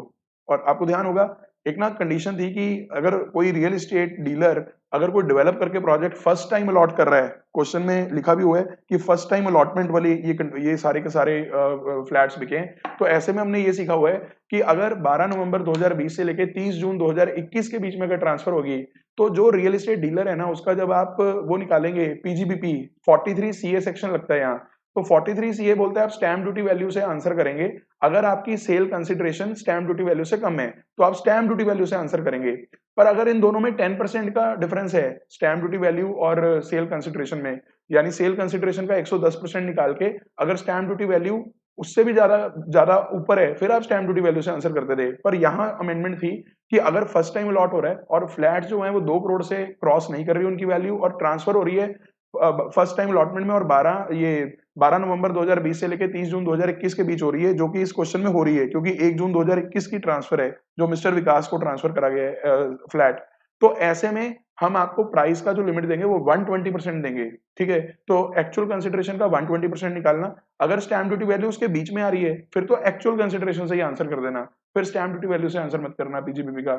लेकिन अगर 120% से ऊपर आ रही है स्टैम्प ड्यूटी वैल्यू, फिर उस केस में आप स्टैम्प ड्यूटी वैल्यू से आंसर करेंगे। क्वेश्चन पता है ऐसा बनाया होगा कि 110% से क्रॉस कर रही होगी पर 120% से क्रॉस नहीं कर रही होगी, तो जिन बच्चों ने अमेंडमेंट नहीं करी होगी कवर, वो 110% वाला पॉइंट लगा देंगे और आंसर हो जाएगा गलत। तो आओ देखते हैं, एग्रीमेंट तो हुआ है 55 लाख का कि 55 लाख में ट्रांसफर होगा, ठीक है। तो मैं यहां लिख देता हूं, बेसिकली रामेश विकास को ये ऐसे ट्रांसफर कर रहा है, फ्लैट ट्रांसफर कर रहा है विकास को, ठीक है। और इनकी जो कंसिडरेशन है वो 55 लाख की तय हुई है। और आगे लिखा है कि रामेश ने ना डाउन पेमेंट ले लिया 5 लाख की अकाउंट पे ही चेक से, और ये एग्रीमेंट डेट वाले दिन ही ले ली है। आपको ध्यान होगा, अगर एग्रीमेंट डेट वाले दिन या उससे पहले कंसिडरेशन या part of consideration bye account पे ही चेक और अकाउंट पे ही ड्राफ्ट या ईसीएस वगैरह से अगर बिल्डर आदमी ले लेता है, तो ऐसे में जो स्टैंप ड्यूटी वैल्यू उठाई जाएगी वो एग्रीमेंट के डेट की उठाई जाएगी, ना कि ट्रांसफर के डेट की, ठीक है। तो एग्रीमेंट के डेट की जो स्टैंप ड्यूटी वैल्यू है ना, वो 1 अप्रैल की स्टैंप ड्यूटी वैल्यू आपको उठानी है 65 लाख। तो आप दिखा रहे हो 55 का, लेकिन stamp duty value agreement date की 65 लाख। तो आप पहले काम कीजिए, 55 का ना 120% निकाल लीजिए, क्योंकि कंडीशंस पूरी हो गई हैं। 2 करोड़ से क्रॉस नहीं कर रही फ्लैट की वैल्यू, 2 करोड़ वाला भी पॉइंट था वहां पे कि उस पीरियड के बीच में ट्रांसफर हो रही हो और 2 करोड़ से वैल्यू ज्यादा ना हो फ्लैट की, ठीक है। तो 120% जब निकाला, ये 66 लाख बनता है। हमारी स्टैंप ड्यूटी वैल्यू तो 65 लाख है, यानी 110% से क्रॉस कर रही है पर 120% से क्रॉस नहीं कर रही। तो आप जो आंसर करेंगे रामेश का, विकास को जब सेल कर रहा है तो 55 लाख से ही आप इसकी पीजीबीपी इनकम कैलकुलेट करोगे, ठीक है। तो ये बात ध्यान रखिएगा। उसके बाद रामेश ने बाकी 3 फ्लैट्स भी बेच दिए और 3 बंदे और इन्वॉल्व हो गए, राज, अशोक और आशीष। और ये ट्रांसफर हुई है 30 जून 2021 के बाद। यहां 120% वाला पॉइंट, 120% वाला पॉइंट नहीं लगेगा, यहां 110% वाला पॉइंट लगेगा, ठीक है। तो इनकी 1 दिसंबर की जो सेल कंसिडरेशन है, इनकी जो 1 दिसंबर की जो स्टैंप ड्यूटी वैल्यू है वो है 70 लाख, ठीक है। और बेचा कितने में गया इनको, 60 लाख। तो 60 लाख का 10% निकालिए, 66 लाख की स्टैंप ड्यूटी, 66 लाख का 110% बनता है और स्टैंप ड्यूटी वैल्यू है 70 लाख। तो आप इसका आंसर करेंगे, यानी जब रामेश ट्रांसफर करेगा राज को, अशोक को और आशीष को, इन तीनों के केस में जो स्टैंप ड्यूटी वैल्यू ली जाएगी वो 70 लाख की आपकी सेल प्राइस ली जाएगी 43 सीए के हिसाब से। तो पीजीबीपी इनकम इसके हिसाब से कैलकुलेट होगी। तो क्वेश्चन में ना टैक्स कॉन्सिक्वेंसेस मांगे, कैलकुलेशंस नहीं मांगी है, सिर्फ टैक्स कॉन्सिक्वेंसेस मांगे, ठीक है। और सबके लिए मांगे। तो रमेश का तो मैंने आपको बता दिया, रमेश की 2 तरह की ट्रांजेक्शंस हो रही हैं, एक विकास के साथ हो रही है जहां 120% वाला पॉइंट लगेगा, और 3 हो रही है राज, अशोक और आशीष के साथ, वहां 110% वाला पॉइंट चेक करके अब स्टैंप ड्यूटी वैल्यू से आंसर करेंगे, ठीक है। और एक क्वेश्चन ने ये भी पूछा है कि आप बताइए राज, अशोक और आशीष के लिए क्या ट्रीटमेंट होगा। अब आपको ध्यान होगा, ये ना रेसिपिएंट है फ्लैट्स के, और रेसिपिएंट के हैंड्स में आपको याद होगा सेक्शन 56(2)(10) लगता है कि अगर आपको इमूवेबल प्रॉपर्टी विदाउट कंसिडरेशन या इनएडिक्वेट कंसिडरेशन से मिल जाती है तो वहां पे गिफ्ट की टैक्सेबिलिटी आती है रेसिपिएंट के हैंड्स में। बट ध्यान रखिएगा, गिफ्ट की टैक्सेबिलिटी में एक कंडीशन तो 50,000 वाली लिमिट है कि 50,000 से क्रॉस होना चाहिए गिफ्ट का जो वैल्यू है। साथ में ये इमूवेबल प्रॉपर्टी वाले केस में ना आपको ये भी देखना होता है कि जो 10% ऑफ कंसिडरेशन है या 20% ऑफ कंसिडरेशन है, एज द केस में भी, उससे भी क्रॉस कर रही हो हमारी जो वो डिफरेंस की जो वैल्यू है, ठीक है। तो जब विकास को फ्लैट मिल रहा है ना, आप वहां पे 120% वाला ही पॉइंट टेस्ट करेंगे, क्योंकि कॉन्सिक्वेंशियल अमेंडमेंट जो 43 सीए में आई थी वो 56(2)(10) में भी आई थी। तो 56(2)(10) भी यही कहता है कि 50,000 से भी क्रॉस कर रही हो गिफ्ट की वैल्यू और 120% वाली वैल्यू से भी क्रॉस कर रही हो हमारी जो गिफ्ट की वैल्यू है। तो पहले वाले केस में तो जो गिफ्ट की वैल्यू है वो 55 माइनस 65 10 लाख की है ना, पर 55 लाख का जो 120% बन रहा है वो ज्यादा बन रहा है, वो 11 लाख बन रहा है, क्योंकि 66 लाख निकला था उसका जो 120% था 55 लाख का। तो क्योंकि 120% से ज्यादा का गिफ्ट की वैल्यू नहीं है, तो विकास के लिए आप कुछ भी टैक्सेबल नहीं करेंगे। और राज, अशोक और आशीष के लिए जो स्टैंप ड्यूटी वैल्यू आपने उठाई है यानी कि 70 लाख, और जितने में उनको पड़ा है यानी कि 60 लाख, 10 लाख रुपीज की गिफ्ट की वैल्यू है, और क्योंकि ये 110% ऑफ वैल्यू से बढ़ रही है तो गिफ्ट की टैक्सेबिलिटी आ जाएगी राज, अशोक और आशीष के हैंड्स में 10 lakh each in income under the head other sources. तो आइए मैं फटाफट इनका आंसर पढ़ाता हूं। पहले हम रामेश की बात करते हैं। तो पहली बात तो रामेश क्योंकि प्रॉपर्टी डीलर है तो 43 सीए लगेगा। नॉर्मली हम 110% वाला पॉइंट चेक करते हैं, लेकिन यहाँ पे 12 नवंबर से लेकर 30 जून के बीच ट्रांसफर हो रही है, 2 करोड़ से क्रॉस नहीं कर रही और फर्स्ट टाइम अलॉटमेंट है, तो यहाँ 120% वाला पॉइंट लगेगा। और विकास को जब ट्रांसफर हुआ है, क्योंकि 120% से एक्सीड नहीं कर रही, आप 55 लाख से आंसर करेंगे। लेकिन जब राज, अशोक और आशीष को ट्रांसफर हुआ, उस केस में 110% वाला पॉइंट लगेगा क्योंकि जून के बाद ट्रांसफर हुई है, और वहां पे आप स्टैंप ड्यूटी वैल्यू जो है 70 लाख वाली, उससे आप पीजीबीपी इनकम निकालेंगे मिस्टर रमेश की। तो ये तो हमने पूरा प्रॉपरली डिस्कस कर लिया। अब बात करते हैं विकास, जो पहले वाला फ्लैट परचेजर है। तो उस केस में फिर से गिफ्ट की टैक्सेबिलिटी चेक करने के लिए हम ये 20% वाला पॉइंट चेक करेंगे। 50,000 और 20%, 50,000 से तो क्रॉस कर रहा है गिफ्ट, लेकिन 20% ऑफ एक्चुअल कंसिडरेशन से गिफ्ट की वैल्यू नहीं बढ़ रही। गिफ्ट की वैल्यू कैसे निकालनी है? जितने में वो खरीद रहा है फ्लैट और जितना स्टैम्प ड्यूटी वैल्यू है उनका डिफरेंस, ठीक है। तो यहाँ पे जो डिफरेंस है वो 65 लाख और 55 लाख का जो बन रहा है वो 10 लाख का डिफरेंस बन रहा है, लेकिन जो 120% बन रहा है वो 11 लाख बन रहा है। जो 20% ऑफ सेल कंसिडरेशन है वो 11 लाख बन रहा है। तो क्योंकि 11 लाख से क्रॉस नहीं कर रही गिफ्ट की वैल्यू, तो नो टैक्सेबिलिटी, ठीक है। लेकिन राज, अशोक और आशीष के केस में आप 10% वाला पॉइंट टेस्ट करेंगे गिफ्ट के लिए, और क्योंकि 10% वाली वैल्यू से बढ़ रही है गिफ्ट की अमाउंट, इसलिए आप इन तीनों के लिए 10 लाख रुपीज टैक्सेबल कर देंगे अदर सोर्सेज इनकम। उम्मीद है ये प्यारा सा क्वेश्चन आपको अच्छे से क्लियर हो गया होगा। इस बार के एग्जाम के लिए इंपॉर्टेंट क्वेश्चन रहेगा। अगले क्वेश्चन की तरफ बढ़ते हैं, question number 12। Question 12 basic question है सेट ऑफ कैरी फॉरवर्ड का, बट इसमें एक पॉइंट डिस्कस करना है। यहाँ पे ना क्वेश्चन में लिखा है इनकम फ्रॉम टी बिजनेस। तो 100 में से 100 लोग इसे यही मान के चलेंगे कि टी बिजनेस से इनकम है तो ये पीजीबीपी इनकम है। बट हमारे डियर आईसीआई ने क्या करा हुआ है, इसको सॉल्व इस तरह किया हुआ है कि जैसे growing and manufacturing of T business है। मैं आपकी बात बिल्कुल मानता हूँ कि इसे पढ़ के कहीं से भी पता नहीं लग रहा है कि ग्रोइंग एंड मैन्युफैक्चरिंग का बिजनेस है, सिर्फ टी बिजनेस लिखा हुआ है, तो हम इसे पीजीबीपी में दिखा के आएंगे। बट बेटा अगर आईसीआई के आरटीपी का क्वेश्चन है और अगर इसके अंदर ये इसको ग्रोइंग एंड मैन्युफैक्चरिंग की तरह ट्रीट कर रहे हैं, तो आपको ध्यान होगा growing and manufacturing of T में रूल 8 लगता है, और रूल 8 बोलता है 60% इनकम एग्रीकल्चरल इनकम है और 40% इनकम बिजनेस इनकम है। तो आइए मैं इसका आंसर आपको दिखाता हूँ। यहाँ पे अगर आप देखेंगे तो जहां इन्होंने पीजीबीपी इनकम निकाली है इसी बिजनेस की 5 लाख में से इन्होंने 40% यानी कि 2 लाख, तो इस चीज को हाईलाइट कर लीजिए कि टी बिजनेस से 40% आपको बिजनेस इनकम दिखानी है, ठीक है। और बाकी जो 60% है वो इन्होंने यहाँ पे लिख दिया है, 60% एग्रीकल्चर इनकम है। और अगर मैं और स्पेसिफिकली बात करूँ तो इन्होंने रूल 8 लगाया है इनकम टैक्स रूल्स का, rule 8 growing and manufacturing of T, ठीक है। तो ये आपको एक तो पॉइंट ध्यान में रखना है। इसके अलावा इस क्वेश्चन में salary received as a partner, ये आपको पता है पीजीबीपी इनकम होती है, ठीक है। इसके अलावा गैम्बलिंग के लॉस का कोई ट्रीटमेंट नहीं होता। अच्छा, सैलरी अलाउड होगी थी फर्म को, इसलिए हम टैक्सेबल कर देते थे पार्टनर के लिए। अगर सैलरी फर्म को डिसअलाउ हो जाती थी तो पार्टनर के लिए वो टैक्सेबल नहीं होती थी, ठीक है। इसके अलावा इस क्वेश्चन में और कोई ऐसा खास पॉइंट नहीं है जो आपको तंग कर सके, तो ये आप ट्राई कर लीजिएगा। ब्रॉड फॉरवर्ड लॉसेज हैं, ये आपको ध्यान होगा पहले करंट ईयर के लॉसेज एडजस्ट होंगे, उसके बाद ब्रॉड फॉरवर्ड लॉसेज एडजस्ट करने हैं आपने, ठीक है जी। और क्योंकि व्यक्ति 45 ईयर्स का है तो जो ये इंटरेस्ट ऑन एफडी है इसकी आपको कोई डिडक्शन नहीं मिल पाएगी एटीटीटीबी में। सिर्फ सेविंग बैंक का जो इंटरेस्ट है ये आपका अलाउ हो जाएगा एटीटीटी ए में डिडक्शन की तरह, ठीक है। तो एक बार क्वेश्चन में मैं आपको दिखा भी देता हूँ, और नोट्स वगैरह उन्होंने प्रॉपर लिखे हैं सारे, ठीक है। जो रेस हॉर्सेस का लॉस होता है वो सिर्फ रेस हॉर्सेस की इनकम से ही एडजस्ट होता है, ओनिंग मेंटेनिंग, ठीक है। एटीटीटी का डिडक्शन आ गया, एटीसी का लाइफ इंश्योरेंस आ गया, आप कर सकते हैं, सिंपल क्वेश्चन है। क्वेश्चन नंबर 13 भी अच्छा क्वेश्चन है। आइए ध्यान दीजिएगा। मिस्टर कमल मैन्युफैक्चरिंग का बिजनेस करते हैं और उनका ट्रेडिंग पे एंडल अकाउंट आपको दे रखा है, opening purchase sale closing stock ये सब तो ठीक है, ठीक है। और आप देख सकते हैं 2 करोड़ से ज्यादा का सेल है, यानी प्रिजम्पटिव इनकम में ये फॉल नहीं करेंगे, ठीक है, क्योंकि 2 करोड़ से टर्नओवर ऊपर है, तो इस पॉइंट का भी ध्यान रखिएगा। जीपी निकल आया, ठीक है। इनकम टैक्स रिफंड, ये आपको ध्यान होगा अदर सोर्सेज इनकम होती है, इनकम टैक्स रिफंड गलत बोल रहा हूँ। इनकम टैक्स के रिफंड का जो इंटरेस्ट होता है वो अदर सोर्सेज इनकम होती है, इनकम टैक्स का रिफंड अपने आप में कोई इनकम नहीं है, बिकॉज इनकम टैक्स पे करना आपको अलाउ नहीं होता, तो उसका रिफंड भी कोई इनकम नहीं है, ठीक है। तो इसको आपको पीएनएल से हटाना पड़ेगा, मतलब पीजीबीपी इनकम से हटाना पड़ेगा, ठीक है। इसके अलावा हमारे पास कुछ यहाँ पे पॉइंट्स हैं। इनकम टैक्स रिफंड के अंदर इंटरेस्ट है, ये अदर सोर्सेज इनकम में जाएगा।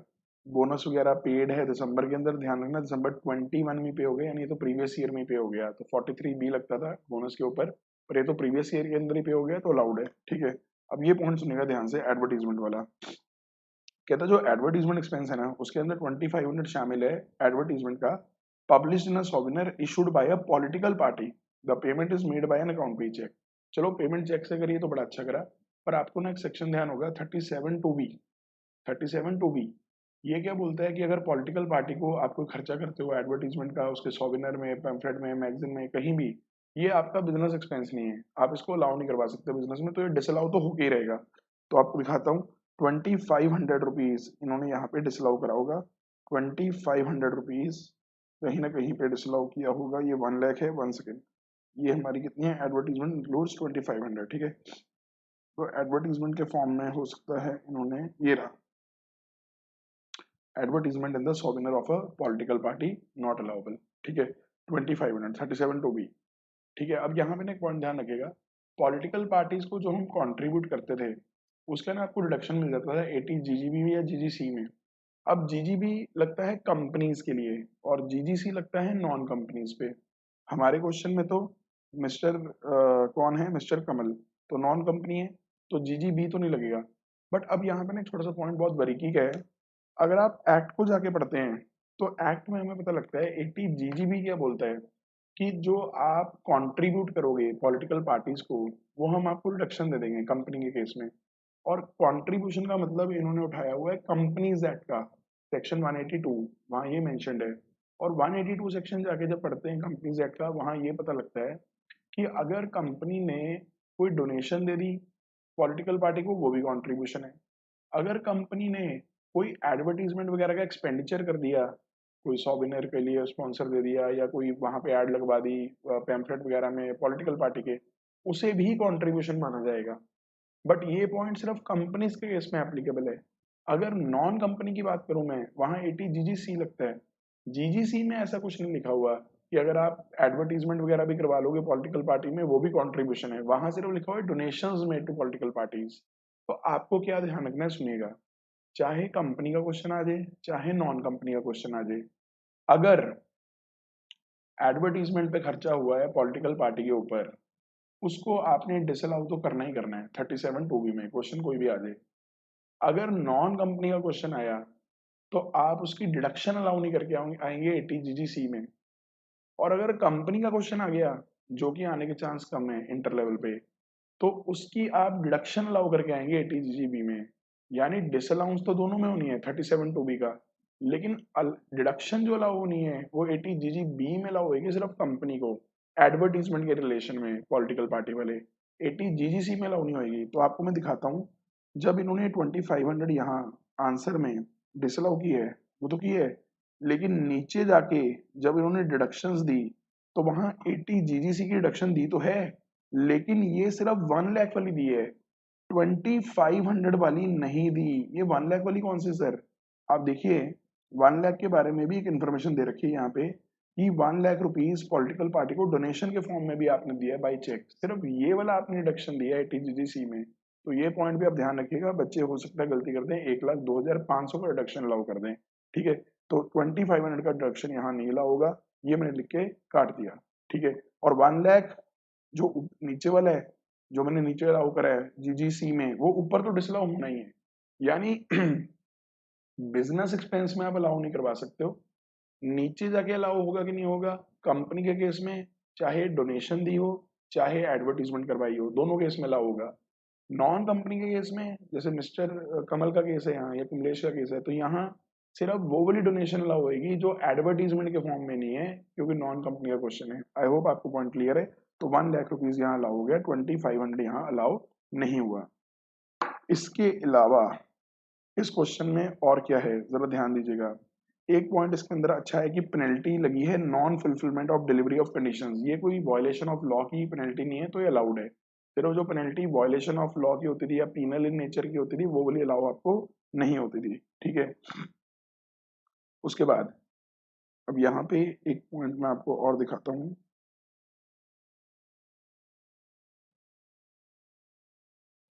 हाँ, अच्छा, इस क्वेश्चन में ना एक चीज और ध्यान रखिएगा, यहाँ पे जो है क्वेश्चन में मांगा क्या है? क्वेश्चन में मांगा है टैक्स लाइबिलिटी और total income most beneficial manner. तो मोस्ट बेनिफिशियल मैनर में वैसे तो हम प्रिजम्पटिव इनकम भी सोच सकते थे, पर 2 करोड़ से क्योंकि टर्नओवर क्रॉस कर रही है तो प्रिजम्पटिव इनकम सोचा नहीं है। बाकी मोस्ट बेनिफिशियल मैनर में आपको नॉर्मल टैक्स लाइबिलिटी भी निकालनी पड़ेगी, आपको 115 बीएसी वाली भी निकालनी पड़ेगी, और एक आपको एएमटी वाली भी कैलकुलेट करनी पड़ेगी, क्योंकि जो एडजस्टेड टोटल इनकम है अगर वो 20 लाख से क्रॉस ना कर रही हुई तो एएमटी का कॉन्सेप्ट भी अप्लाई हो जाएगा, ठीक है। तो वो हम देख लेंगे, लेकिन उससे पहले एक पॉइंट और है इसके अंदर, एक ना जीएसटी डिमांड का पॉइंट है। जीएसटी डिमांड आपने पे करी है 162525 पीएनएल में आ रहा है। नीचे लिखा हुआ है इसके अंदर 5300 चार्ज है for penalty of delaying of returns और 12750 टुवर्ड्स इंटरेस्ट।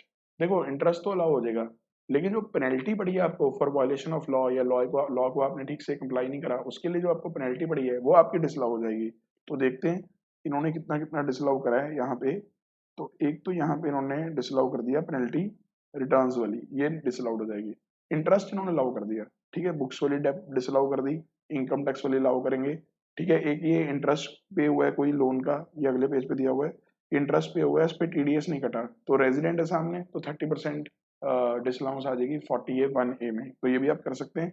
एक पॉइंट इसके अंदर जो डिस्कस करना है वो ये है, अब देखिए यहाँ ना P&L में क्रेडिट साइड आ रहा है वेयर हाउसिंग चार्जेस, यानी इनकम दिखा रखी है वेयर हाउसिंग चार्जेस की, और इसको नीचे थोड़ा एक्सप्लेन किया है कि मिस्टर कमल ने ना ये वेयर हाउस की बिल्डिंग बाय करी थी 20 लाख की रूरल एरिया में, और स्टोरेज ऑफ एग्रीकल्चर प्रोड्यूस, आपको ध्यान होगा स्पेसिफाइड बिजनेस है, हालांकि रूरल एरिया वगैरह नहीं लिखा हुआ है वहाँ, सिर्फ ये लिखा हुआ है कि अगर आप warehousing of agriculture produce कर रहे हो तो वो एक स्पेसिफाइड बिजनेस है, और ये अवेलेबल करा गया है 15 जुलाई 2021। तो 2009 के बाद से जो हमारे वेयर हाउस सेटअप हो रहे हैं एग्रीकल्चर प्रोड्यूस के या शुगर वगैरह के, वो स्पेसिफाइड बिजनेस होते हैं और इनका कैपिटल एक्सपेंडिचर एक ही बार में ला हो जाता है, ठीक है। इनकम इसने P&L में क्रेडिट कर रखी है वेयर हाउसिंग चार्जेस के अंडर। तो आपको ना पहले तो ये ध्यान रखना कि ना जो वेयर हाउसिंग चार्जेस हैं या जो स्पेसिफाइड बिजनेस है, इनका इनकम ना आप अलग से कैलकुलेट करना, ठीक है। तो 20 लाख रुपीज का बिल्डिंग खरीदा ना, और ऊपर चार्जेस डेबिट कर रखे हैं 22,50,000 के, तो आपको क्या करना चाहिए, यहाँ से ना P&L में से आपको इसे लेस कर लेना चाहिए इनकम ऑफ स्पेसिफाइड बिजनेस।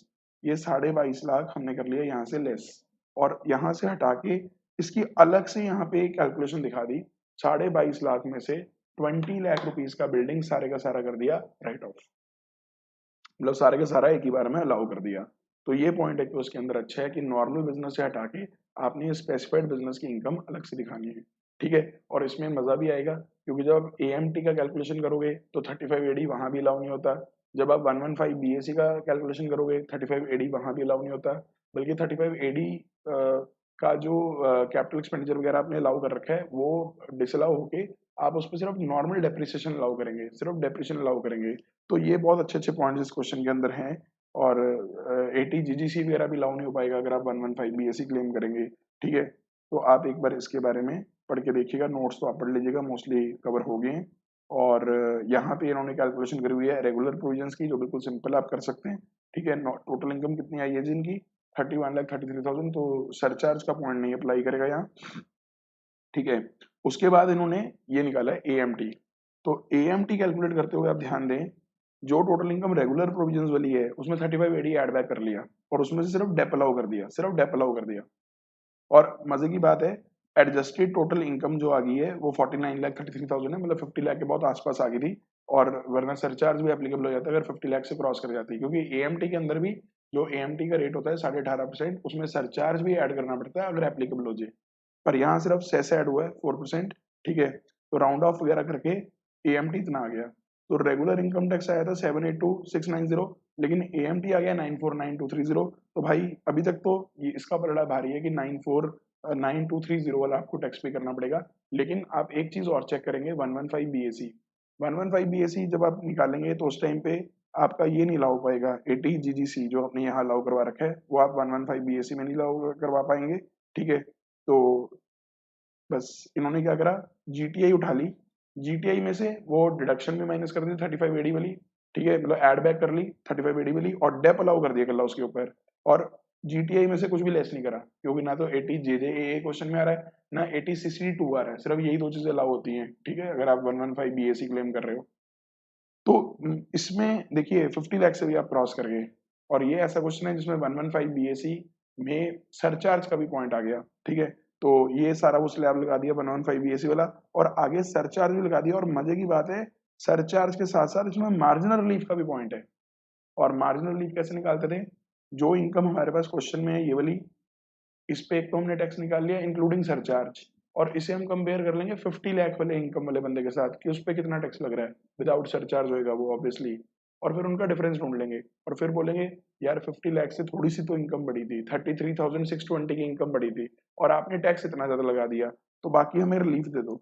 तो रिलीफ का भी कैलकुलेशन है, रिलीफ का भी कैलकुलेशन है क्वेश्चन में, यानी बहुत अच्छा क्वेश्चन है, काफी लेंथी हो गया है हालांकि, बट कॉन्सेप्ट्स क्लियर करने के लिए आपके लिए बढ़िया क्वेश्चन है। ठीक है, तो रिलीफ का भी पॉइंट है।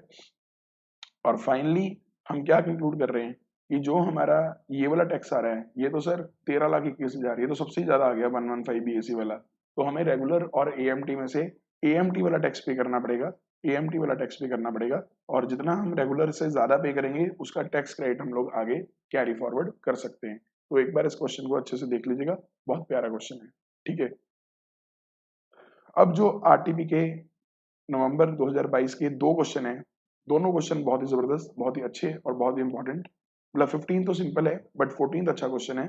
ठीक है, पर दोनों पे स्टार मार्क करूंगा बिकॉज दोनों ही अमेंडेड लॉ के हैं, जो अमेंडमेंट्स हुई हैं इस बार के पेपर के लिए नवंबर 2022 के लिए, उससे रिलेटेड ये दोनों सेक्शन है। पहला question, question number 14, state government of Madhya Pradesh grants a lease of coal mine. आपको ध्यान आ रहा होगा कि अगर लीज ऑफ कोल माइन या क्वेरी वगैरह किसी को दी जाती है, ग्रांट करी जाती है, तो वहां पे TCS अप्लाई हो जाता है। जो लीज ग्रांट करता है उसे टैक्स कलेक्ट करना होता है सामने वाले से। तो यहाँ गवर्नमेंट, इवन गवर्नमेंट को भी यहाँ पे कलेक्ट करना पड़ता है, क्योंकि मोस्टली क्वेरीज वगैरह या कोल माइंस वगैरह के जो लीज वगैरह ग्रांट करती है वो ज्यादातर गवर्नमेंट वगैरह ही करती है। और इंडियन कंपनी को वो कर रही है प्रीवियस ईयर के अंदर, और बदले में 8 करोड़ रुपीज उन्होंने चार्ज कर लिए है। 2% इसका TCS का रेट है। ठीक है, तो पहले मैंने ना इसकी डायग्राम बनाई है, या चलो पहले क्वेश्चन ही पूरा पढ़ लेते हैं। भाई ABC कंपनी लिमिटेड ने वहां से बहुत सारा कोल एक्सट्रैक्ट करा और 2 करोड़ रुपीस का कोल उन्होंने आगे महापावर लिमिटेड को सेल कर दिया, जो एक और इंडियन कंपनी है, ड्यूरिंग द प्रीवियस ईयर। और महापावर लिमिटेड ने एक डिक्लेरेशन फाइल करी है। अच्छा एक बात ध्यान दो, एक सेक्शन था 206C क्लॉज 1 सब सेक्शन 1। तो वो जो बात करता था वो ये करता था कि अगर टिम्बर, अल्कोहलिक लिकर, स्क्रैप या ये वाला कोल वगैरह जो सेल होता है, अगर मिनरल्स, कोल, आयरन, लिग्नाइट, इस तरह की चीजें अगर सेल होती हैं तो सेल होने पे TCS कलेक्ट होगा।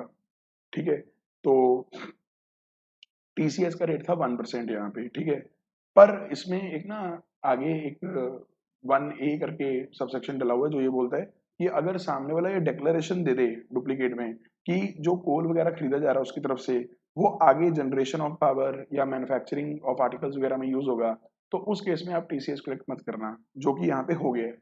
यानी अगर हम देखें तो पहला पॉइंट तो लीज वाले पे तो TCS कलेक्ट होगा ही होगा 2%। लेकिन ये जो कोल बिका है, अब कोल की जो वैल्यू है ना, ध्यान रखना 2 करोड़ है।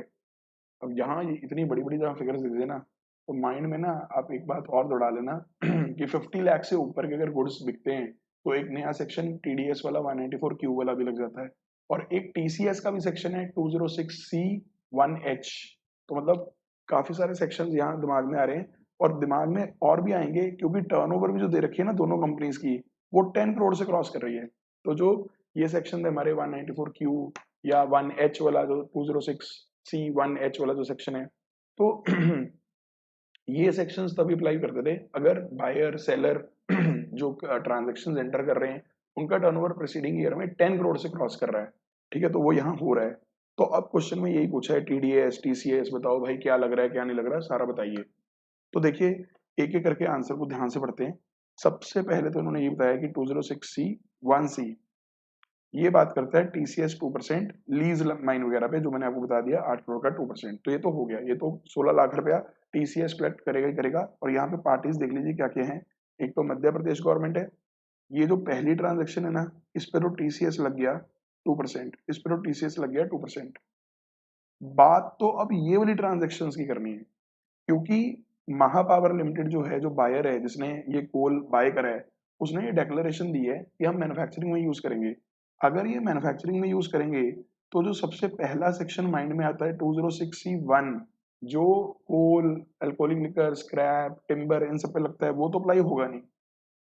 लेकिन आगे क्वेश्चन आ रहा है कि क्या सेक्शन 194Q अप्लाई करेगा, क्योंकि 194Q होता है TDS का, वहां पे बायर ने TDS काटना होता था सेलर का पेमेंट पे, पेमेंट और क्रेडिट इस तरह से। तो एक तो वो माइंड में आ रहा है क्योंकि इसकी टर्नओवर ज्यादा है बायर की, बायर बड़ा है, तो एक तो ये सेक्शन माइंड में आ रहा है। दूसरा, क्योंकि सेलर भी बड़ा है और जो गुड्स की वैल्यू है वो 50 लाख से क्रॉस कर रही है, तो माइंड में ये सेक्शन भी आना चाहिए 206C1H। ठीक है, 1H वाला भी माइंड में आना चाहिए। अब 1H की एक बात मैं आपको क्लैरिफाई कर दूं पहले तो यहाँ देखिए 206C1, बट आगे इसने बोल दिया कि मैन्युफैक्चरिंग या जनरेशन ऑफ पावर के लिए यूज होना है, तो ये सेक्शन नहीं अप्लाई हो पाएगा। तो 6C1 तो कट गया, ये तो हमने कैंसिल कर दिया था। अगला इन्होंने एनालाइज करा हुआ है 206C1H। 1H ये बोलता है कि जो गुड्स 206C1 में कवर हो गए हैं, यानी coal, alcoholic liquor, scrap, timber, tendu leaves, जो चीजें वहां कवर हो गई हैं, उनका TCS 1H में कलेक्ट नहीं होगा कभी भी। और इवन अगर वहां एग्जम्पशन मिल गई आपको, जैसे हमारे यहाँ पे इस क्वेश्चन में एग्जम्पशन मिल रही है क्योंकि सामने वाले ने डिक्लेरेशन फाइल कर दी कि वो जनरेशन ऑफ पावर में यूज करेगा, इवन देन आप 1H अप्लाई नहीं करेंगे। यानी ना तो 206C1 लग सकता है और ना ही 1H लग सकता है। इसका मतलब जो मैं अभी डायग्राम में दिखा रहा था आपको, जो मेरा क्वेश्चन था, क्या 206C1H लग पाएगा? The answer is no.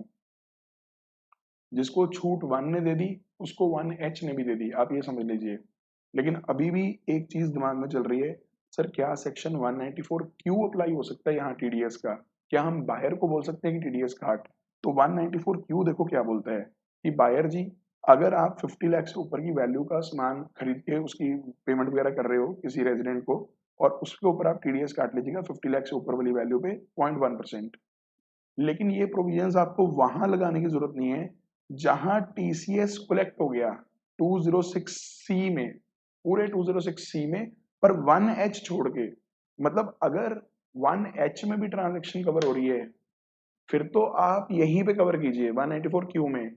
लेकिन अगर TCS की ट्रांजैक्शन हो रही है 190 ये इसमें 206C के किसी और में, जैसे 1 में या 1C में, फिर आपको 194Q लगाने की जरूरत नहीं है।